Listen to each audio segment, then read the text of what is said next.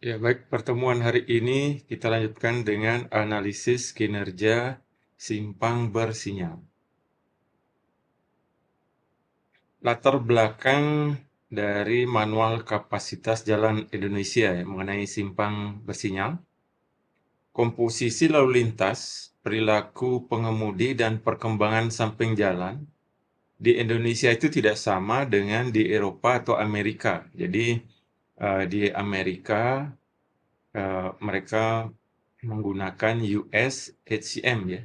HCM Highway Capacity Manual. Jadi manual kapasitas jalannya Amerika. US HCM. Karena kondisi di Amerika tentu didesain ya berdasarkan data perilaku pengemudi dan komposisi lalu lintas di Amerika. Sehingga tidak bisa secara langsung diterapkan di Indonesia. Nah, itu sebabnya kenapa kemudian di Indonesia dibuat manual kapasitas jalan Indonesia. Kapasitas dan hubungan kecepatan, arus kepadatan juga tidak sama ya. Jadi karena karakteristik lalu lintasnya berbeda, maka kapasitas dan hubungan kecepatan, arus kepadatan itu tidak sama. Untuk menyusun MKJI untuk simpang bersinyal ini, itu menggunakan sampel. Jadi supaya Anda pahami ya bagaimana konsepnya. Sampelnya itu adalah dari 147 lokasi di 16 kota di Indonesia yang diperoleh melalui rekaman video kamera ya, yang direkam dari pagi sampai sore hari, di mana lokasi sampel simpang bersinyalnya ada 52 lokasi, simpang tak bersinyal 33 lokasi, bagian jalinan 27 lokasi, dan jalan perkotaan itu 35 sampel. Sedangkan untuk jalan luar kota sebanyak 128 sampel. Jadi nanti ketika Anda melihat ada tabel, kemudian ada diagram, ada grafik-grafik yang muncul, itu adalah berdasarkan hasil survei lapangan di lokasi-lokasi yang sudah disebutkan tadi. Jadi untuk simpang bersinyal itu adalah dari 52 lokasi. Sehingga bisa Anda bayangkan bahwa MKJI ini adalah disusun tahun 1990-an ya, dipublikasinya tahun 1997. Berarti datanya ini adalah data tahun 1990-an. Nah, ini tentu sudah berubah dengan kondisi sekarang, sehingga sebenarnya MKJI sudah perlu diupdate untuk kondisi karakteristik lalu lintas tahun 2020-an. MKJI ini merupakan manual yang berdasarkan pada analisis statistik dari data empiris. Jadi apa maksudnya data empiris ya? Data dari hasil survei lapangan tadi ya, di 57 lokasi simpang bersinyal. Kemudian berdasarkan data tersebut dianalisis secara statistik, kemudian dibuatkan grafik-grafiknya, kemudian dibuatkan tabelnya. Oleh karena itu, maka aplikasi MKJI ini harus memperhatikan ambang nilai dari kondisi lalu lintas. Jadi nanti Anda lihat bahwa pada diagram ataupun tabel itu ada batasan nilainya. Ada batasan nilai terendah dan batasan nilai tertinggi. Jadi batasan itu adalah berdasarkan dari hasil survei kondisi tahun 1990-an. Sehingga kalau MKJ ini diaplikasikan di luar dari nilai-nilai batas tadi, itu sebenarnya tidak relevan.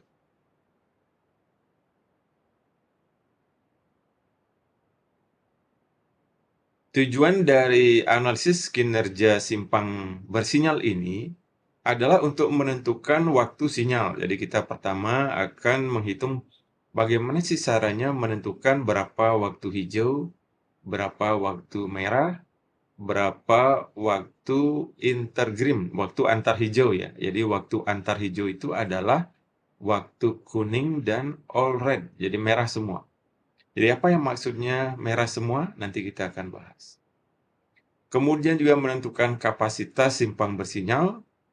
Selanjutnya adalah perilaku lalu lintas. Jadi ini maksudnya adalah kinerja ya, kinerja dari simpang bersinyal.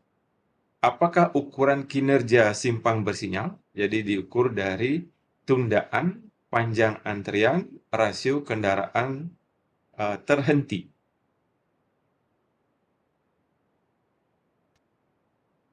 Nah, apa kegunaan dari sinyal lalu lintas?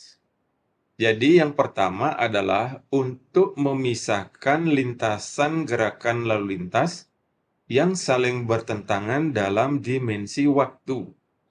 Jadi pemisahan lintasan gerakan lalu lintas ini bisa, kalau dia lalu lintasnya ini sebidang, jadi satu bidang, maka diperlukan pemisahan dari dimensi waktu. Jadi kita pisahkan waktunya supaya tidak terjadi konflik. Kemudian pemisahan ini juga bisa dari dimensi ruang ya. Jadi dimensi ruang itu misalnya dengan membuat simpang tak sebidang. Jadi seperti misalnya membuat underpass. Itu adalah pemisahan lintasan dari segi dimensi ruang. Untuk menghindari kemacetan simpang akibat adanya konflik arus lalu lintas sehingga terjamin satu kapasitas tertentu dipertahankan, bahkan selama kondisi lalu lintas jam puncak.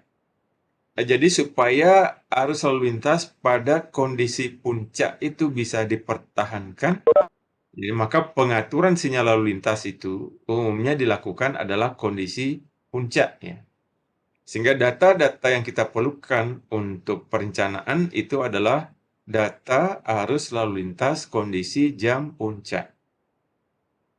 Jadi untuk menghindari kemacetan simpang akibat konflik arus lalu lintas ya. Jadi Anda bayangkan kalau misalnya tidak ada sinyal lalu lintas, maka lalu lintas itu akan terjadi konflik di titik konflik simpang. Jadi kendaraan yang bergerak dari utara kemudian ke selatan, timur, barat terjadi konflik di simpang. Ketika konfliknya ini masih rendah, itu masih bisa diatur dengan simpang tak bersinyal ya, dengan menerapkan rambu marka prioritas.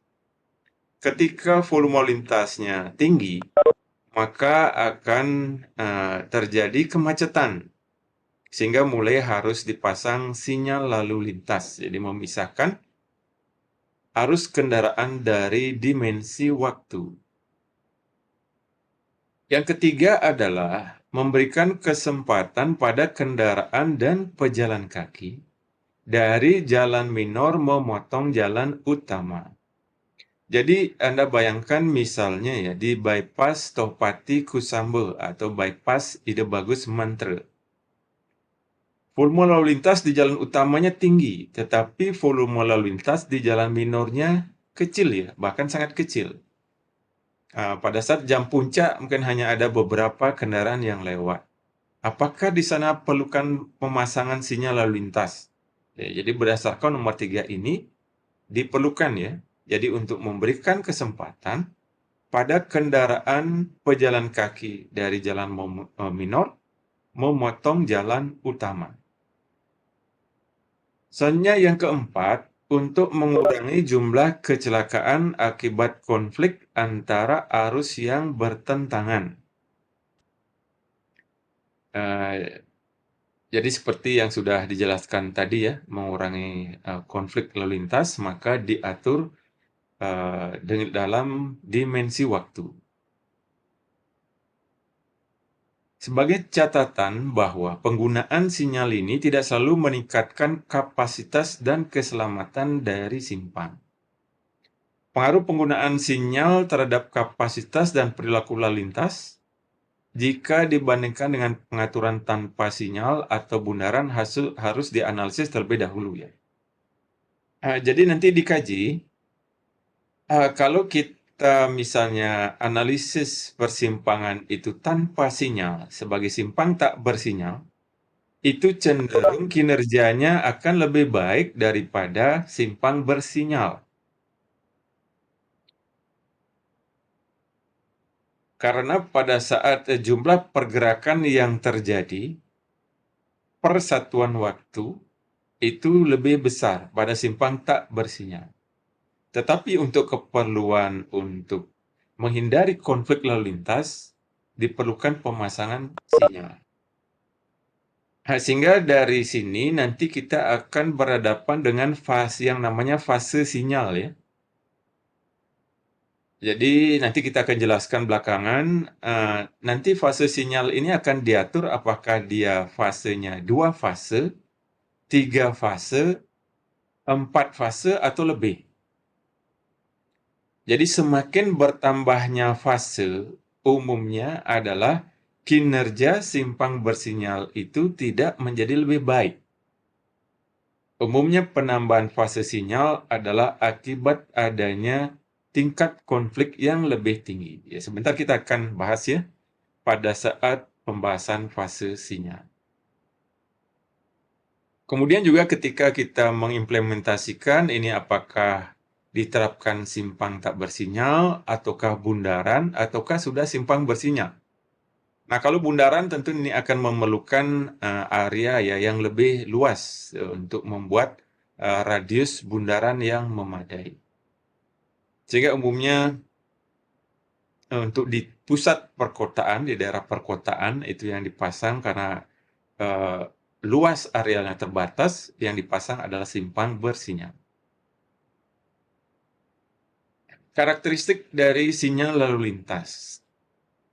Dengan menggunakan sinyal, kita itu mendistribusikan kapasitas kepada berbagai pendekat dengan mengalokasikan waktu hijau pada setiap pendekat. Nah, jadi misalnya pendekat utara berapa detik waktu hijaunya, pendekat selatan berapa detik, timur dan barat. Sehingga untuk menghitung kapasitas dan perilaku lalu lintas, pertama-tama perlu ditentukan fase sinyalnya ya. Jadi kita tentukan ini berapa fase. Penentuan fase sinyal adalah berdasarkan konflik lalu lintas yang terjadi.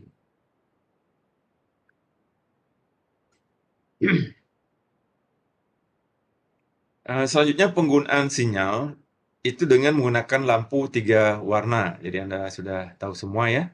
Warna merah, kuning, dan hijau. Jadi warna lalu lintas, sinyal lalu lintas ini sudah banyak yang menyelamatkan nyawa di jalan ya. Karena memisahkan konflik lalu lintas yang terjadi.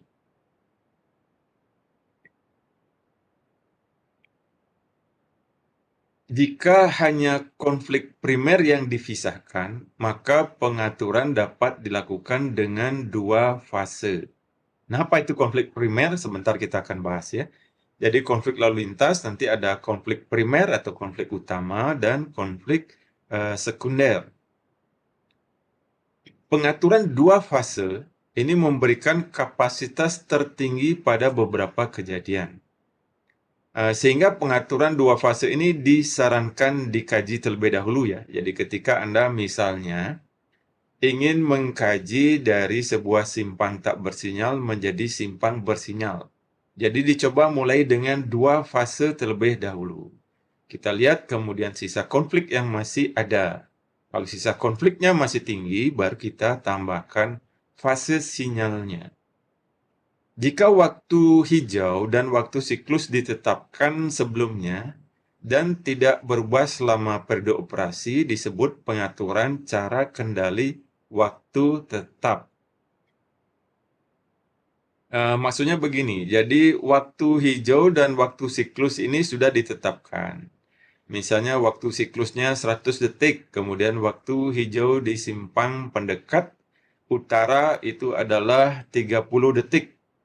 Sepanjang hari ini tetap sama. Nah, itu disebut kendali waktu tetap. Jadi single setting. Jadi setting atau pengaturan sinyalnya itu adalah satu dan berlaku sepanjang hari.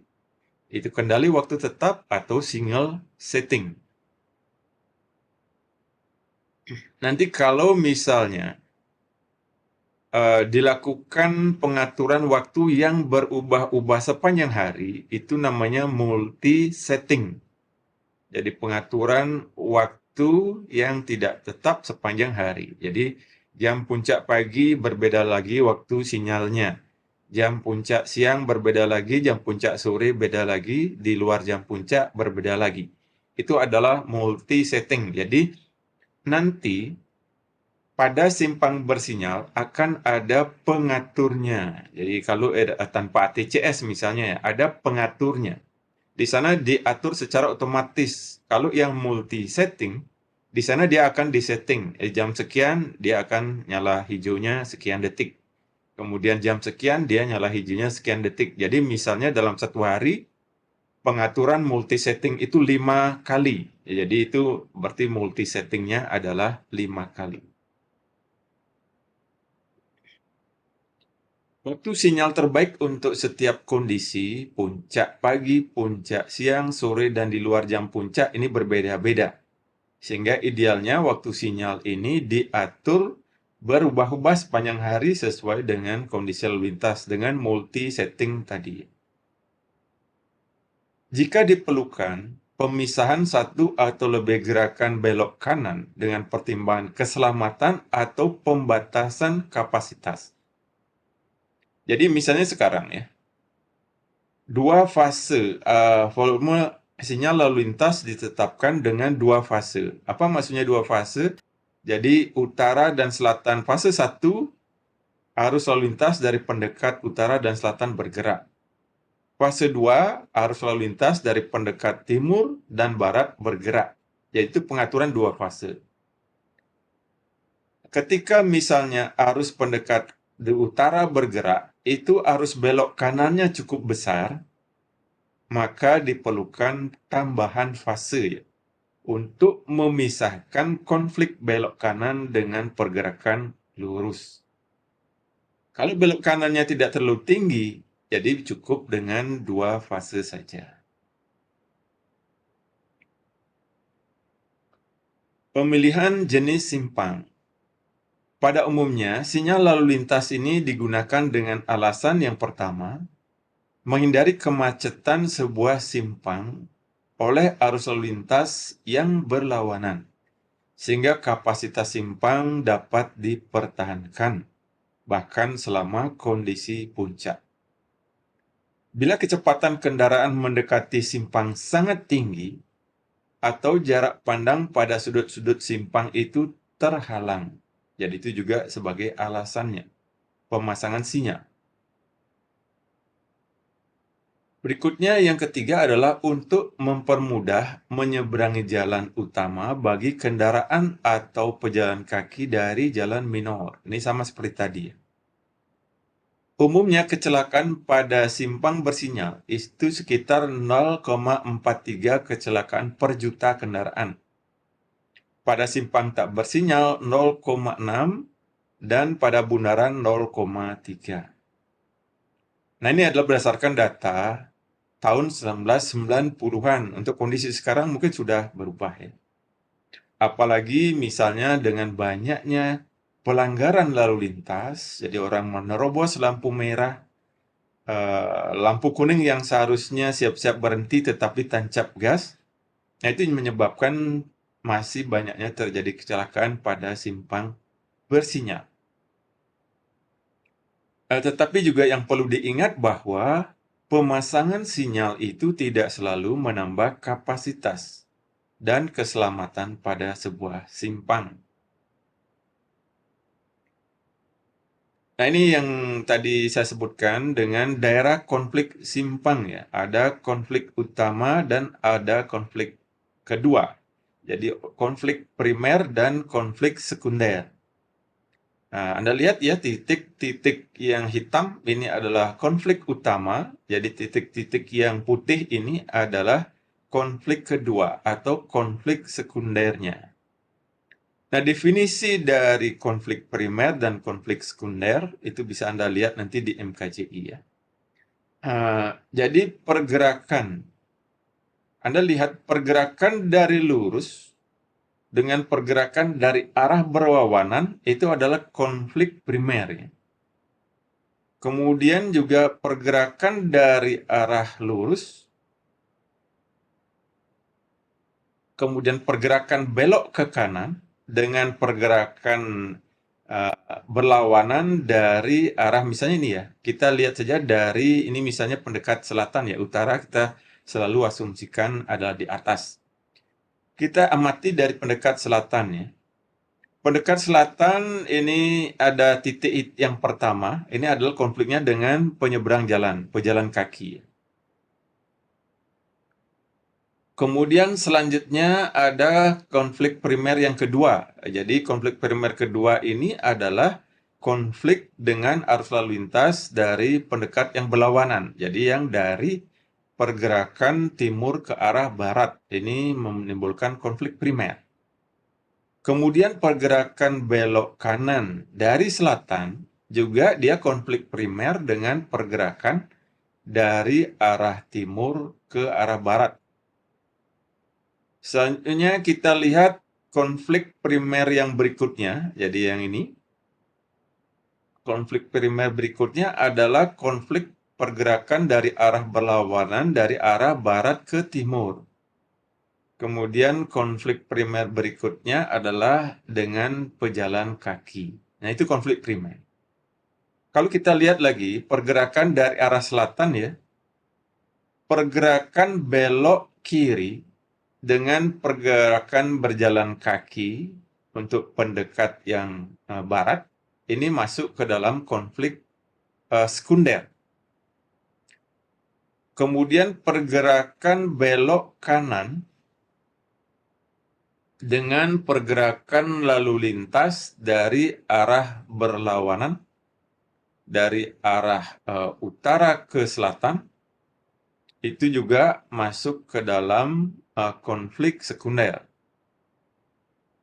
Kemudian juga pergerakan konflik lalu lintas dengan pejalan kaki pada pendekat timur, itu juga masuk ke dalam konflik sekunder. Jadi pergerakan belok kanan dari dirinya sendiri dengan arah lalu lintas yang berlawanan itu masuk ke dalam konflik arah lalu lintas yang berlawanan ya, misalnya ini dari selatan ke utara dengan yang timur barat, itu masuk konflik primer.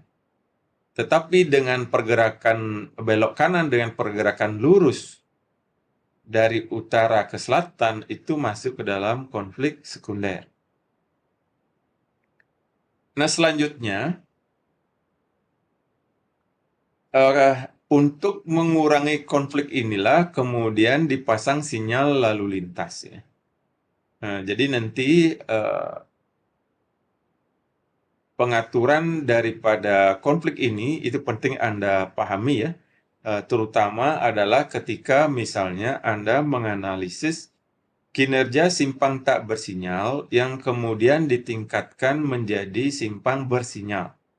Jadi konflik ketika masih tak bersinyal, ya kira-kira konfliknya masih seperti ini ya. Ini konflik pergerakannya. Nanti konflik pergerakan yang ini adalah pergerakan dari utara dan dari selatan ya. Yang ini adalah pergerakan dari timur dan dari barat. Sehingga kalau kita gabungkan dari keempat lengan, jadi konfliknya itu sangat banyak. Sehingga nanti pada saat Anda menganalisis misalnya simpang tak bersinyal, jadi Anda buatkan titik konflik ketika dia masih simpang tak bersinyal. Kemudian ketika sudah diterapkan sinyal lalu lintas, buatkan juga nanti titik konflik barunya ya, konflik utama dan konflik keduanya. Demikian juga ya mahasiswa yang mengambil tugas akhir misalnya underpass. Masih ada sisa konflik lalu lintas di atas underpass. Jadi itu juga biasanya dibuatkan daerah konfliknya sebelum dan setelah diterapkannya underpass. Nah, ini adalah penyebutan ya untuk tipe simpang 4, agak berbeda dengan simpang tak bersinyal. Jadi pada simpang bersinyal itu adalah jumlah pendekatnya. Misalnya 4, 1, 1. Berarti ini simpang dengan lengan 4. Kemudian 1 pendekat di jalan minor dan 1 pendekat di jalan utama. 4, 1, 2. Jadi simpang dengan 4 lengan, 1 pendekat di jalan minor dan 2 pendekat di jalan utama. Jadi nanti kalau ada belok kiri jalan terusnya, kodenya ada L-nya. Itu berarti ada belok kiri jalan terus atau sering disebut LTOR ya. Left turn on red. Nanti Anda lihat pada contoh-contoh perhitungan ya, nanti ada LTOR. Jadi maksudnya itu adalah belok kiri jalan terus atau left turn on red. Kalau ada simbol M itu biasanya ada mediannya ya. Nah ini untuk yang simpang 3 ya, saya kira sama dengan simpang 4, 3, 1, 1, berarti 1 pendekat jalan minor, 1 pendekat di jalan utama, dan seterusnya.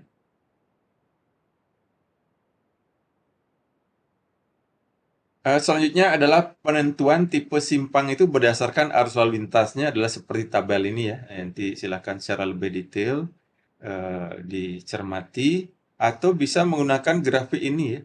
Kalau dia simpangnya 3 lengan, Anda lihat arus lalu lintas di jalan utama, arus lalu lintas di jalan minor, tarik garis ke atas, tarik garis ke samping dari jalan minor, misalnya ketemu di sini. Oh, berarti ini tipe simpangnya cocoknya 3, 1, 2, dan seterusnya. Demikian juga yang simpang 4 lengan, sama ya, tarik garis vertikal ke atas dan tarik garis horizontal ke samping, sehingga ketemu titiknya. Posisinya, tipe simpangnya dapat ditentukan. Saya kira ini juga sudah Anda dapatkan ya pada saat Anda mengambil kuliah perancangan geometrik jalan. Nah ini nanti kondisi lapangan ya. Jadi kita lihat kode pendekat. Nanti kode pendekat Anda berikan kode U utara, S selatan, T timur, B barat. Kemudian tipe lingkungan jalan. Jadi misalnya di utara ini adalah daerah komersial. Di selatan, timur, dan barat ini adalah daerah residensial. Jadi dia res ya. Kemudian ini simbolnya kom. Jadi Anda perhatikan ya, tata guna lahan di setiap pendekat simpang. Kemudian hambatan samping, apakah dia high, tinggi, H, medium, ataukah rendah, R. Oh ini ya, tinggi, sedang, rendah ya. Nanti simbolnya Anda lihat lagi di latihan soal ya. Keberadaan median, apakah ada median ataukah tidak. Kemudian belok kiri langsung, LTOR tadi, apakah ada atau tidak. Kalau I ada, Y, kalau tidak, T. Selanjutnya pendekat ya, pendekat WA. Jadi ini adalah pendekat dari setiap simpang di pendekat utara. Ini pendekatnya 11,5. Kebetulan pendekat WA-nya ini sama dengan lebar pendekat masuknya. Jadi sama-sama 11,5. Pendekat selatan 11 meter. Pendekat timur, nah ini kebetulan contoh yang berbeda ya. Pendekat timur, pendekat WA-nya itu adalah 8,5, sedangkan W masuknya 6 karena ada belok kiri langsung LTOR di mana lebar belok kiri langsungnya 2,5. Jadi totalnya 6 tambah 2,5 tetap 8,5. Pendekat barat ini sama 7 meter dengan 7 meter. Kemudian W keluar ya. W keluar adalah misalnya dari pendekat utara, pendekat masuk utara, pendekat keluarnya adalah lebar daripada lajur di selatan. Demikian juga yang pendekat selatan, maka W keluarnya adalah lebar lajur pendekat utara. Jadi yang berlawanan arah yang dilihat ya. Dari mana datangnya angka 11,5, 10,5, 55? Ini adalah lebar pendekat keluarnya dari pengukuran di lapangan. Nah, jadi ini Anda perhatikan ya, ini adalah W masuk ya. W masuk ini yang ada LTOR-nya, ini W masuk. Ini adalah W keluar, jadi W keluar itu misalnya ini adalah pendekat selatan, ini adalah W masuk pendekat selatan, total ini adalah WA-nya. Ini adalah W masuk. Kemudian di pendekat utara ini adalah W keluarnya, karena lalu lintas dari selatan bergerak ke utara. Kegunaan sinyal untuk memisahkan lintasan dari gerakan lalu lintas yang saling berpotongan dalam pembagian waktu. Jadi untuk memisahkan konflik tadi ya. Memisahkan konflik ke lalu lintas utama. Gerakan lalu lintas dari jalan-jalan yang saling berpotongan. Kemudian juga memisahkan arus lalu lintas konflik kedua, yaitu gerakan lalu lintas membelok dari pejalan kaki yang menyeberang dan gerakan lalu lintas lurus melawan. Jadi itu konflik kedua ya. Lurus melawan misalnya maksudnya adalah belok kanan dari selatan dengan lurus dari utara, itu maksudnya lurus melawan ya. Itu masuk ke dalam konflik kedua atau sekunder. Fase sinyal. Bagian dari siklus dengan lampu hijau disediakan kombinasi tertentu dari gerakan lalu lintas. Nah, fase sinyal ini bagaimana cara kita untuk mengukur di lapangan? Jadi Anda bisa mengukur dari awal hijau ya. Jadi Anda misalnya sekarang berada di pendekat utara. Pada saat mulainya sinyal awal hijau, Anda hidupkan stopwatch.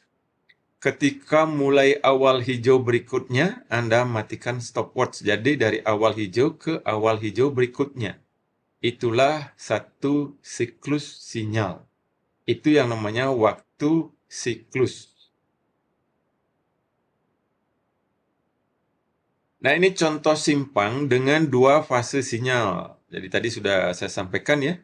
Misalnya fase 1 utara dan selatan yang bergerak. Fase 2 timur dan barat yang bergerak. Jadi ini persimpangan ini diatur dengan dua fase sinyal. Nah, bagaimana kita kemudian mengatur waktu sinyalnya? Dibuatkan diagram waktu sinyal. Jadi ini adalah diagram waktu sinyal. Jadi Anda lihat warna-warna ini ya, ada warna hijau, warna kuning, ini sengaja saya berikan warna oranye ya untuk memisahkan dari warna merah. Ini sebenarnya juga merah yang orange ini. Ini yang namanya all red ya, yang orange ini namanya all red. Jadi merah, hijau, kuning, kemudian all red, merah lagi. Jadi demikian waktu sinyal ya. Ada yang perlu Anda perhatikan, ada waktu all red-nya. Fase kedua, waktu all red ini ya, yang warna orange ini maksudnya apa? Jadi di fase 1 merah, di fase 2 juga warnanya merah. Jadi all red ya, semuanya merah. Untuk apa sih ada all red ini? Jadi untuk memberikan kesempatan bagi kendaraan untuk keluar dari daerah konflik simpang. Itulah waktu all red. Berapa lamanya waktu all red? Tergantung dari berapa waktu yang diperlukan dari kendaraan untuk keluar dari daerah konflik simpang. Jadi itu nyala waktu all red. Bisa Anda bayangkan ya, kalau tidak ada all red, maka ketika kendaraan dari utara sudah menyala hijau, kendaraan dari selatan, dari timur atau barat masih hijau, sehingga akan terjadi tabrakan. Sehingga all red itu mengosongkan konflik simpang ya. Sudah tidak ada lagi konflik di daerah konflik simpang. Waktu kuning ya, waktu kuning ini adalah memberikan kesempatan bagi pengemudi untuk menurunkan kecepatannya kemudian sebelum berhenti. Berapa lama waktu kuning? Berapa kira-kira waktu yang diperlukan oleh pengemudi untuk dari melaju cepat kemudian menurunkan kecepatan sampai dengan mengerem.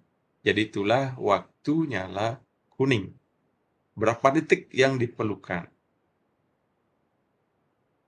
Bisa Anda bayangkan ya, ketika Anda bergerak di satu simpang bersinyal, dari nyala hijau, Anda kan kecepatannya biasa. Katakanlah kecepatannya 50 km per jam. Mendadak nyala merah, Anda akan mengerem mendadak. Jadi bisa terjadi tabrakan beruntun ya. Sehingga diperlukan waktu kuning. Jadi memperingatkan bahwa akan mulai sinyal merah. Jadi dari hijau akan mulai sinyal merah. Nah, ketika kemudian di fase 1 nyala hijau, kemudian waktu kuning, dan all red, maka di fase kedua ini adalah merah. Saat merah ketemu merah bersamaan, inilah yang namanya all red ya. Demikian seterusnya.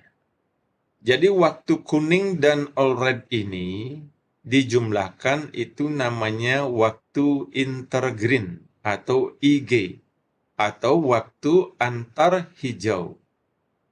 Waktu antar hijau dari fase 2 ke fase 1 dan sebaliknya.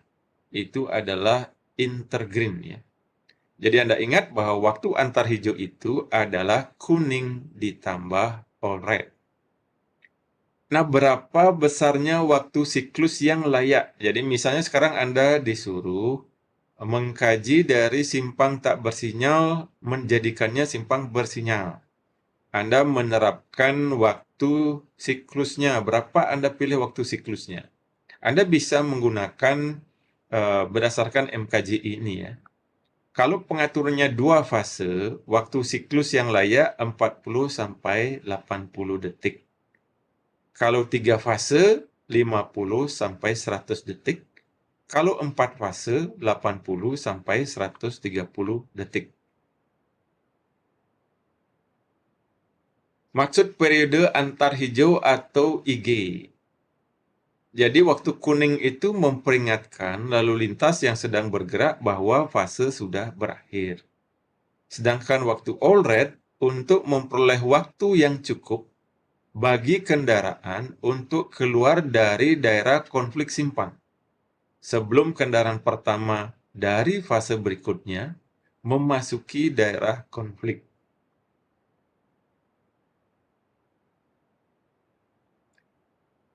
Nah, tipe arus lalu lintas ya. Tipe arus lalu lintas pada simpang bersinyal dibedakan atas tipe O dan tipe P ya. Jadi berbeda dengan simpang tak bersinyal ya.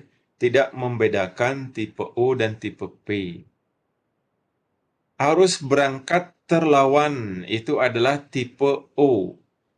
Kemudian ada arus berangkat terlindung, itu adalah tipe P. Jadi arus berangkat terlawan adalah arus keberangkatan dengan konflik antara gerak belok kanan dan gerak lurus atau belok kiri dari bagian pendekat dengan lampu hijau pada fase yang sama. Jadi Anda perhatikan definisinya. Pada fase yang sama. Jadi misalnya yang bergerak adalah dari utara dan selatan dalam fase 1. Maka gerakan belok kanan dari utara dengan gerakan lurus dari selatan itu namanya tipe O. Demikian juga gerakan yang lurus dari utara dengan gerakan belok kanan dari selatan itu tipe O.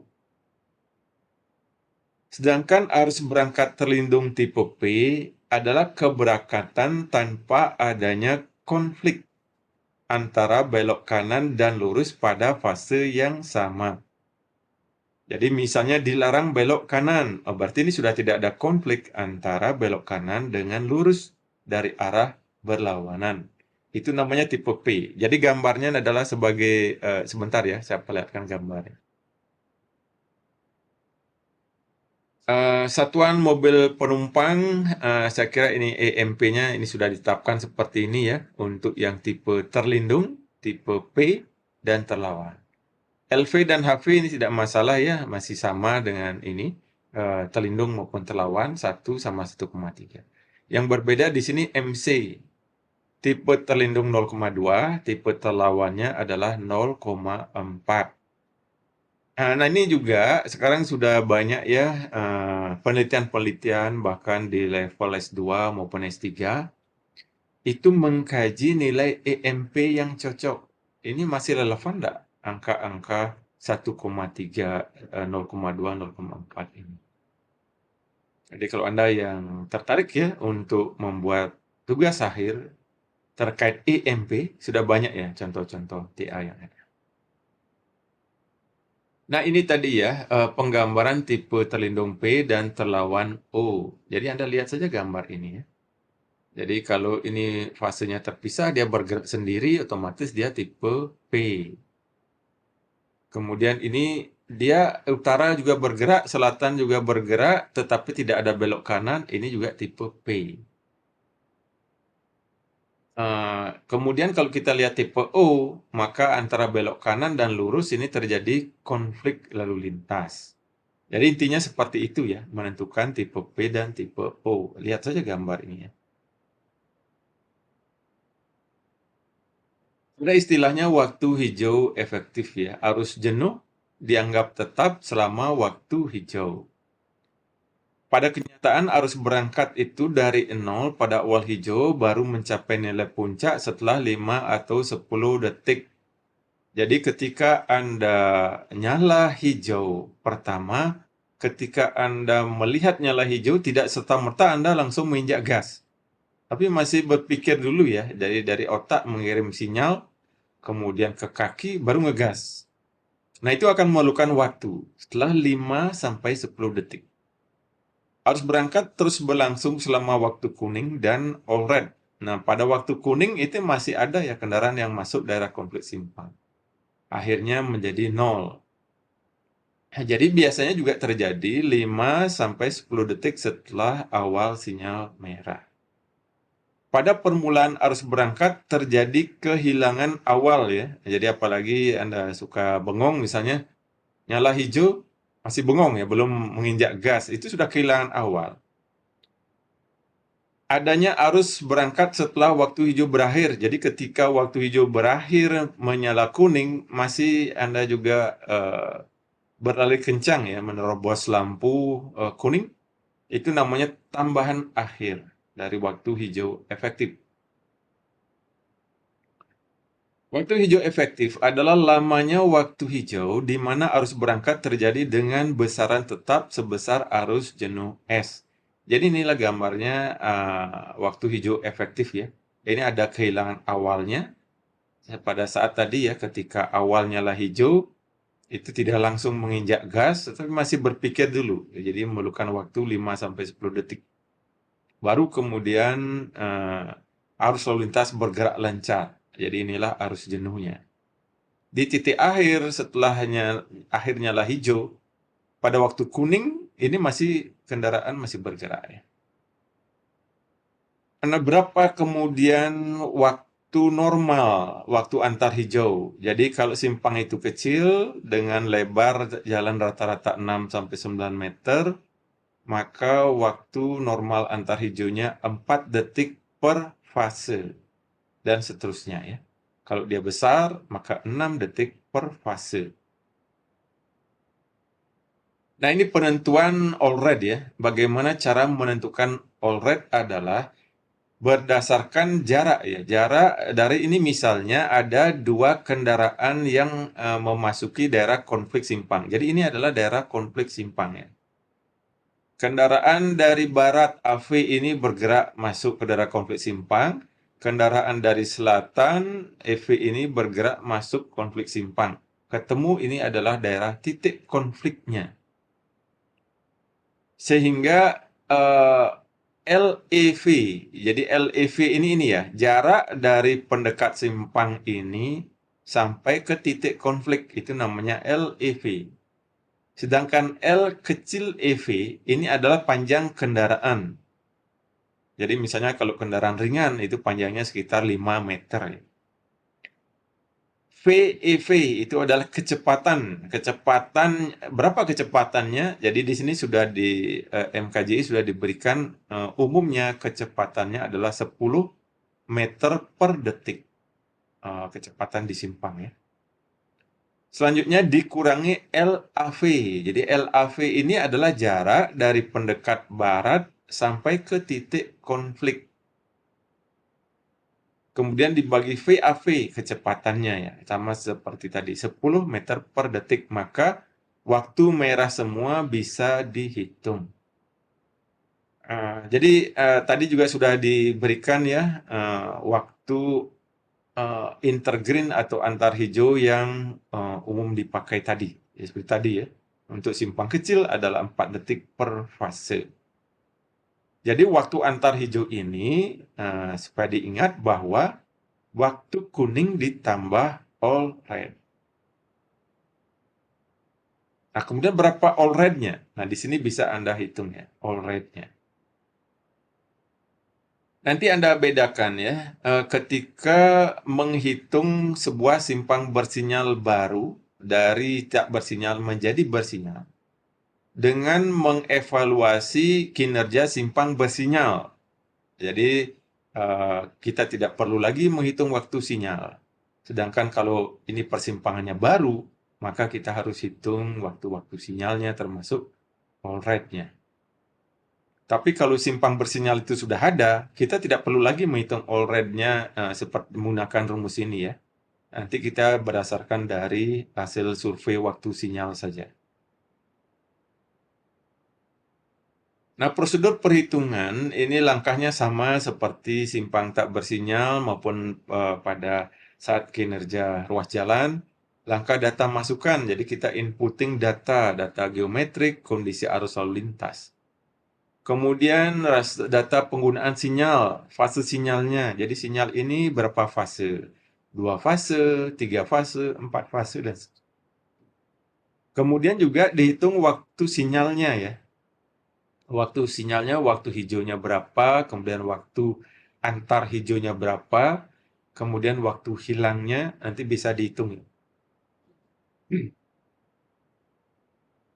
Selanjutnya adalah penentuan waktu sinyal. Langkah ke D adalah perhitungan kapasitas, langkah ke E adalah perilaku lalu lintas atau kinerja simpangnya ya. Jadi kinerja simpangnya di sini meliputi adalah panjang antrean, kemudian kendaraan terhenti dan tundaan. Jadi ketika Anda nanti siapa tahu ya tugas akhir Anda terkait simpang bersinyal, kinerja simpang itu apa ukurannya? Jadi ini yang dimaksud langkah E ini, perilaku lalu lintas ini. Nah, penentuan waktu sinyal. Nah, sekarang ini diasumsikan bahwa di persimpangan ini belum ada sinyalnya. Bagaimana kita menentukan waktu sinyal? Kemudian bagaimana menentukan waktu hijau untuk tiap fasenya? Ke I itu adalah jumlah fasenya ya, fase ke-1, fase kedua. Waktu siklus itu satuannya detik. Adalah waktu untuk urutan lengkap dari indikasi sinyal.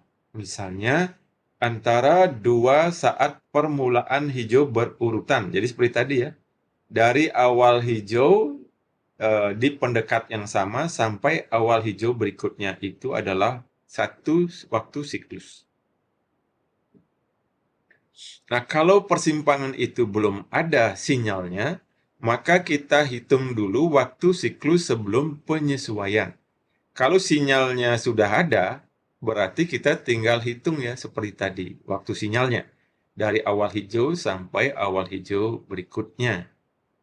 Kalau belum ada, kita hitung CUA dulu. Jadi waktu siklus sebelum penyesuaian. Ini rumusnya. 1,5 LTI plus 5 dibagi 1 kali sigma FR kritis. LTI ini adalah lost time, jumlah waktu hilangnya. FR ini adalah rasio arus dibagi dengan arus jenuh, Q per S. FR kritis adalah nilai FR tertinggi dari semua pendekat yang berangkat pada suatu fase sinyal.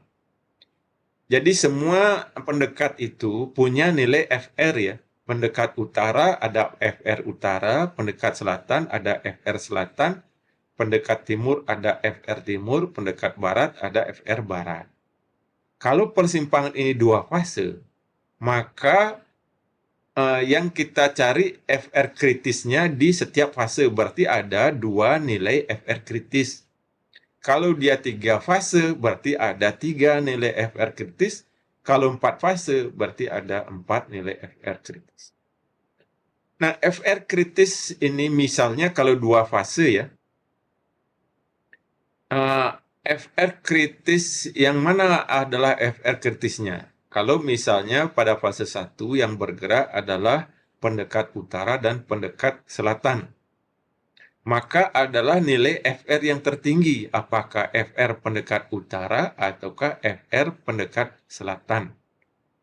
Nah, kalau misalnya FR yang tertinggi adalah FR pendekat selatan, jadi nanti FR kritisnya adalah FR dari pendekat selatan.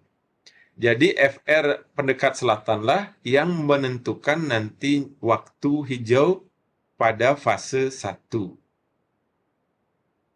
Misalnya sigma FR kritis, jadi kita tinggal jumlahkan saja ya semua nilai FR kritis. Atau sering disebut dengan IFR. Jadi sigma FR kritis itu sering disebut IFR. Intersection flow rate ya. FR itu adalah flow rate. Flow ratio ya, bukan flow rate, flow ratio.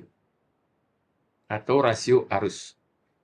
LTI lost time ya, lost time intersection. LTI ini adalah waktu hilang. Sama dengan sigma IGI. Jadi misalnya ada 2 fase ya, berarti IG fase 1 ditambah IG fase 2. IG itu intergreen atau waktu antar hijau.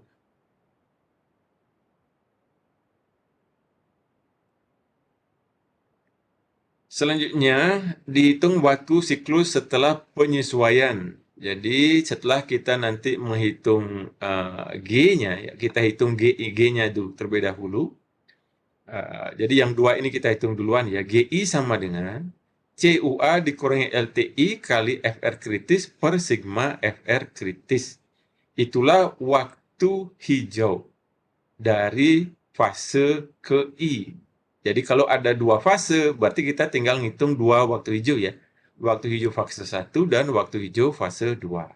Setelah dapat waktu hijau, maka kita hitung waktu siklusnya setelah penyesuaian. Sigma GI ditambah LTI. LTI itu adalah seperti tadi ya. Sigma waktu antar hijau.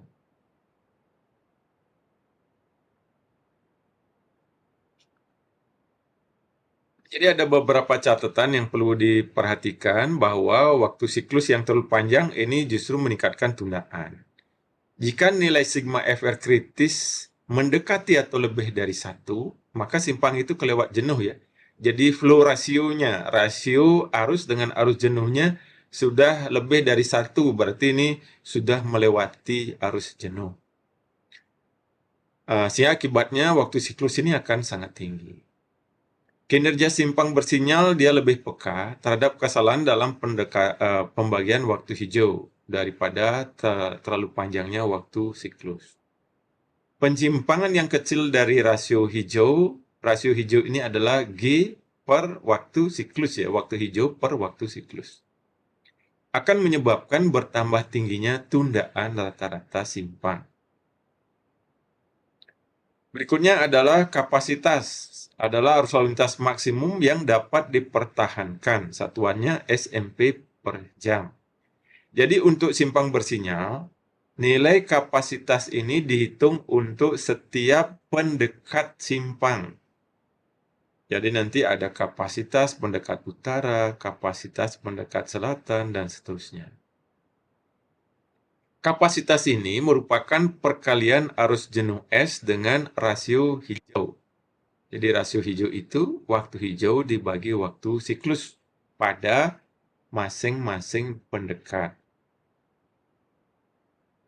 Jadi ini kapasitas ya, saturation flow S atau arus jenuh, dikalikan G green time ya, waktu hijau, dibagi cycle time, waktu siklus ya.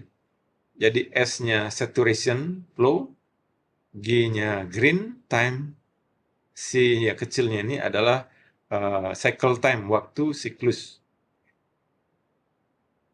Jadi bedakan nanti waktu siklus dengan kapasitas ya, waktu siklus C kecil, kapasitas ini C-nya besar. Perhitungan arus jenuh S. Jadi ini adalah rumusnya, ini hampir sama dengan menghitung kapasitas pada sebelumnya ya, perhitungan sebelumnya. Ada kapasitas dasar, ini ada arus jenuh dasar, S0 ya. Jadi tinggal kita mencari S0-nya, kemudian dikalikan faktor penyesuaian ini semua menggunakan grafik dan tabel saja ya. Jadi sebenarnya tidak susah ya, karena sudah grafik dan tabel sudah disediakan. Di sini arus jenuhnya untuk tipe P dan tipe O itu berbeda perhitungannya. Yang tipe P terlindung, S0-nya adalah 600 kali WE ya, lebar efektif pendekat. Sedangkan untuk yang tipe O, maka S0-nya ini merupakan fungsi dari WE, lebar pendekat efektif, QRT, arus lalu lintas belok kanan dari pendekat yang ditinjau, QRTO, arus belok kanan dari pendekat yang berlawanan. Nah, ini perlu Anda perhatikan baik-baik ya. QRT dan QRTO. Misalnya kita menghitung S0-nya pendekat selatan. Maka QRT ini adalah arus belok kanan dari pendekat selatan. QRTO-nya adalah arus belok kanan dari pendekat utara. Jadi RTO, right turn opposite. Jadi belok kanan dari pendekat yang berlawanan. Selanjutnya adalah perhitungan derajat kejenuhan ya. DS sama dengan Q per C, ini sama, ini rumusnya. Panjang antrian QL. Jadi Anda perhatikan beda dengan simpang tak bersinyal. Pada simpang tak bersinyal yang kita hitung peluang antrian ya, dalam bentuk satuan persen. Sedang pada simpang bersinyal yang kita hitung panjang antrian, satuannya adalah meter. Jumlah rata-rata antrian SMP pada awal sinyal hijau NQ dihitung sebagai jumlah SMP tersisa dari fase hijau sebelumnya NQ1 ditambahkan jumlah SMP yang datang pada fase merah. Ini adalah jumlah kendaraan yang antri ya. Jadi pada saat sisa fase hijau sebelumnya jumlah kendaraannya NQ1. Ketika kendaraan datang selama fase merah itu adalah NQ2. Nah, ini perumus perhitungan NQ1 dan NQ2 ya. NQ1 dihitung berdasarkan kapasitas dan derajat kejenuhan. NQ2 dihitung berdasarkan GR. GR ini adalah green ratio atau rasio hijau ya. G per C. Jadi waktu hijau per waktu siklus. C kecil ini adalah waktu siklus. DS derajat kejenuhan. Q adalah volume lalu lintas. Jadi Anda perhatikan nanti untuk DS lebih kecil sama dengan 0,5, NQ-nya sama dengan 0. DS-nya lebih besar dari 0,5, maka NQ-nya baru dihitung dengan rumusan ini.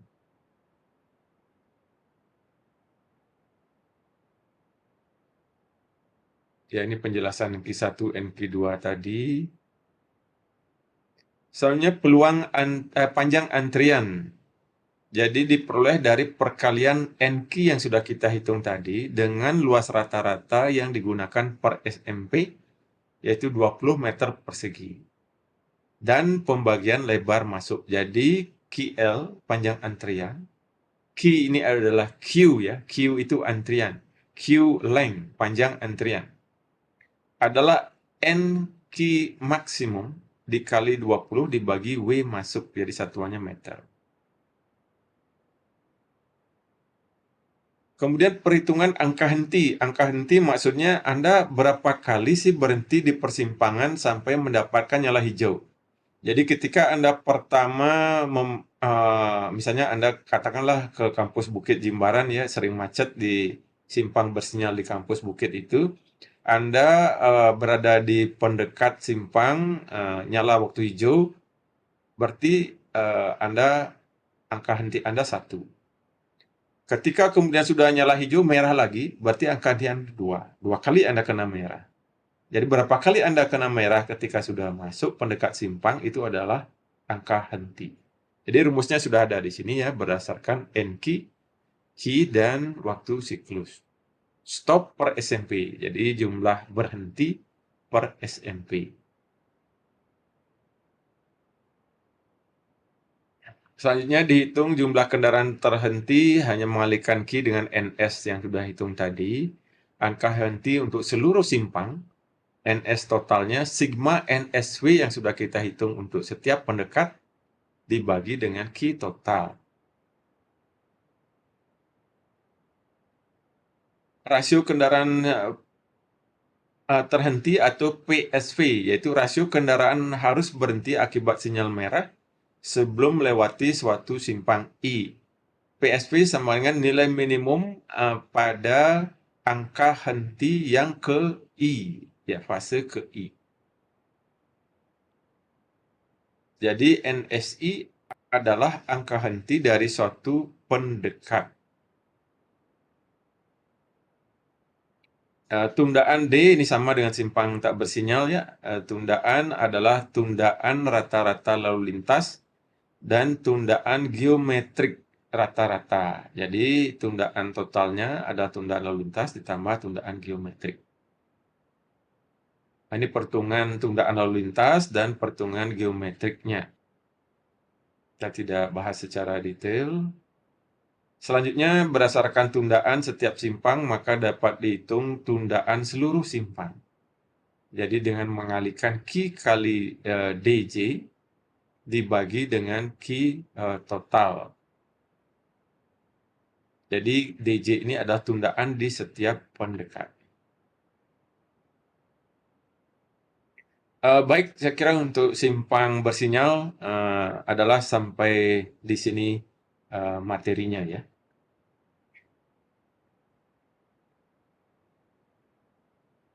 Nah, sekarang terkait dengan tugas ya, tadi teorinya, untuk bisa memastikan Anda nanti memahami teori tadi adalah dengan cara membuat tugas perhitungan menyalin ulang ya.